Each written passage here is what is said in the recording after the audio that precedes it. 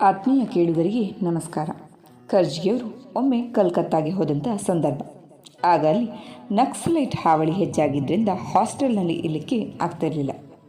ಹೇಗೋ 3 ದಿವಸ ಅಲ್ಲಿ ಇರಬೇಕಾದಂಥ ಸಂದರ್ಭ ಬಂದು, ತದನಂತರದಲ್ಲಿ ಒಂದು ಸೇವಾ ಕೇಂದ್ರದಲ್ಲಿ ಕೆಲಸ ಮಾಡುವುದು ವಾಸಿ ಅಂತ ಅಂದ್ಕೊಂಡು ಮದರ್ ತೆರೇಸಾದವರ ಕಾರ್ಯಕ್ಷೇತ್ರವಾದಂಥ ನಿರ್ಮಲ ಹೃದಯಕ್ಕೆ ಹೋದರು.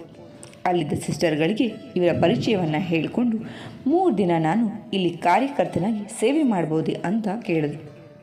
ಆಗ ಅವರು ಸ್ವಲ್ಪ ಹೊತ್ತು ಕಾಯಿರಿ, ಮದರ್ ಬಂದು ತೀರ್ಮಾನವನ್ನು ತೆಗೆದುಕೊಳ್ತಾರೆ ಅಂತ ಹೇಳಿದ್ರು.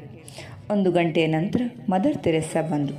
ಸುಮಾರು 4 ಅಡಿ 10 ಅಂಗುಲದ ಕುಬ್ಜ ದೇಹ, ಬೆನ್ನು ಬಾಗಿದೆ.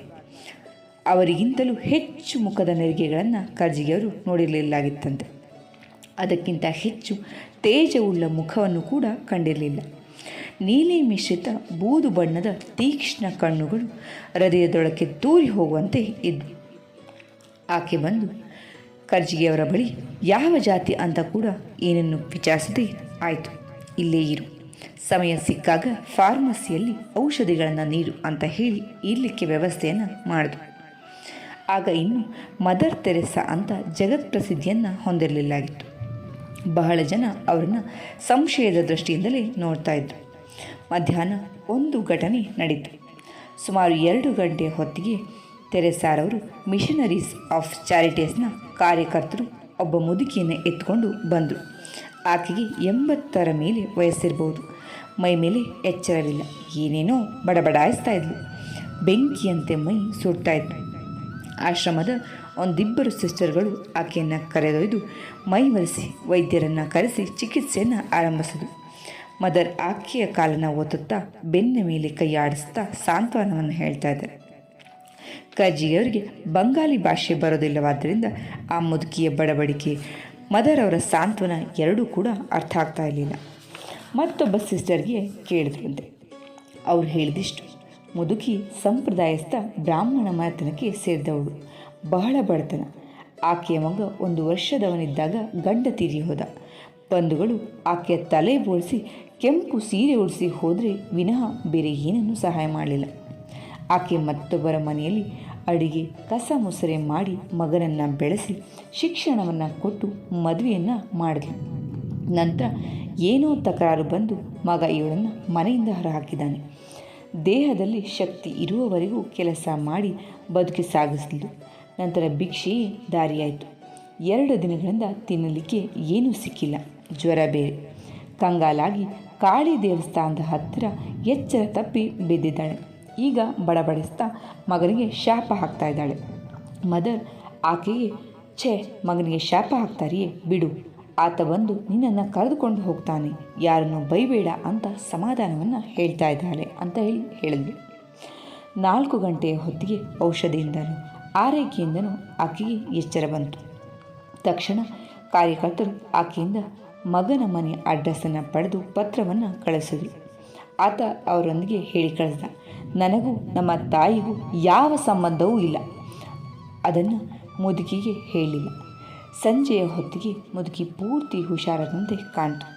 ಆಕೆ ನನ್ನಂತ, ನನ್ನ ಮಗ ಬಹಳ ಒಳ್ಳೆಯವನು, 1 ದಿನ ಬಂದು ನನ್ನನ್ನು ಕರೆದುಕೊಂಡು ಹೋಗ್ತಾನೆ ಅಂತ ಹೇಳ್ತಾನೆ ಇದ್ಲು. ರಾತ್ರಿ ಸುಮಾರು 1 ಗಂಟೆಯ ಮತ್ತೆ ಗದ್ದಲ ಆರಂಭ ಆಯಿತು. ಮುದುಕಿಯ ಒತ್ತಡ ತೀವ್ರವಾಗಿ ಕಡಿಮೆ ಆಗ್ತಿತ್ತು. ವೈದ್ಯರು ಎಷ್ಟೇ ಪ್ರಯತ್ನ ಮಾಡಿದರೂ ಸಾಧ್ಯವಾಗದೆ ಆಕೆ 2 ಗಂಟೆಗೆ ತೀರಿ ಹೋದಳು. ಮತ್ತೆ ಮಗನಿಗೆ ಸುದ್ದಿ ಹೋಯಿತು. ಆತ ಬದುಕಿದ್ದಾಗಲೇ ಯಾವ ಸಂಬಂಧವೂ ಇರಲಿಲ್ಲ, ದೇಹಕ್ಕೆ ನೀವೇ ಏನಾದರೂ ಮಾಡಿಕೊಳ್ಳಿ ಅಂತ ಉತ್ತರವನ್ನು ಹೇಳಿ ಕಳಿಸಿದ. ಆಗ ಮದರ್ ಕರ್ಜಿಗೆಯವರ ಕಡೆಗೆ ತಿರುಗಿ, ನೀನು ಬ್ರಾಹ್ಮಣ ಹುಡುಗ ಅಲ್ವಾ, ಈ ಮುದುಕಿಗೆ ಕ್ರಿಯೆ ಮಾಡ್ತೀಯಾ ಅಂತ ಹೇಳಿ ಕೇಳಿದ್ರು. ಒಮ್ಮೆ ಎದೆ ಝಲ್ಲಂತು.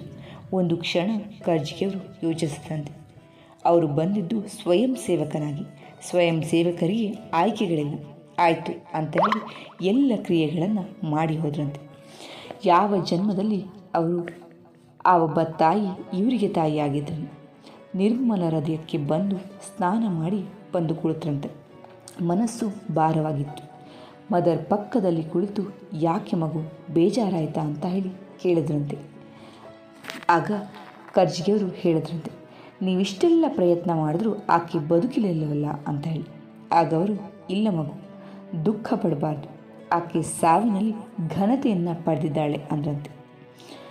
ಬದುಕಿನಲ್ಲಿ ಘನತೆಯ ಬಗ್ಗೆ ಕೇಳಿದ್ವಿ, ಆದರೆ ಸಾವಿನಲ್ಲಿ ಘನತೆ ಅಂದರೆ ಏನು ಅಂತ ಗೊತ್ತಾಗಲಿಲ್ಲ. ಆಗ ಅವರು, ಮಗು, ನಿನ್ನ ಹೃದಯ ಭಗವಂತನ ಮಂದಿರ, ಅದು ಯಾವಾಗಲೂ ಶುದ್ಧವಾಗಿರಬೇಕು. ನಿನ್ನೆ ಮಧ್ಯಾಹ್ನ ಆ ಹೆಂಗಸು ಇಲ್ಲಿಗೆ ಬಂದಾಗ ಆಕೆಯ ಹೃದಯದಲ್ಲಿ ಕೋಪ, ತಾಪ, ದ್ವೇಷ, ಹಠ ತುಂಬಿಕೊಂಡಿತ್ತು. ರಾತ್ರಿಯ ಹೊತ್ತಿಗೆ ಅದೆಲ್ಲ ಕಳೆದು ಹೃದಯದಲ್ಲಿ ಮಗನ ಬಗ್ಗೆಯೂ ಪ್ರೀತಿ ಬಂದಿತ್ತು. ಸಾವಿನ ಕ್ಷಣದಲ್ಲಿ ಹೃದಯ ಶುದ್ಧವಾಗಿದ್ದಾಗ ಆಕೆ ಭಗವಂತನ ಮುಂದೆ ನಿಂತು, ಭಗವಂತ, ನೀನು ಭೂಮಿಗೆ ನನ್ನನ್ನು ಕಳಿಸಿದಾಗ ಹೃದಯ ಯಾವ ರೀತಿಯಲ್ಲಿ ಪರಿಶುದ್ಧವಾಗಿತ್ತು ಅದೇ ಪರಿಶುದ್ಧತೆ ಈಗಲೂ ಇದೆ, ಸ್ವೀಕರಿಸು ಅಂತ ಹೇಳ್ತಾಳೆ. ಇದೇ ಸಾವಿನಲ್ಲಿ ಘನತೆ.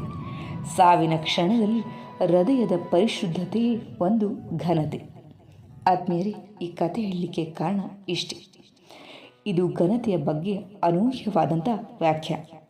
ಇಂಥ ಘನತೆ ನಮಗೆ ಸಾಧ್ಯವಾದಿತ್ತಾ? ಸಾಧ್ಯ ಮಾಡುವತ್ನ ಪ್ರಯತ್ನವನ್ನು ಮಾಡ್ಬೋದಾ? ಕತೆ ಮೆಚ್ಚುಗೆ ಆಗಿರುತ್ತೆ ಅಂತ ಭಾವಿಸ್ತೀನಿ.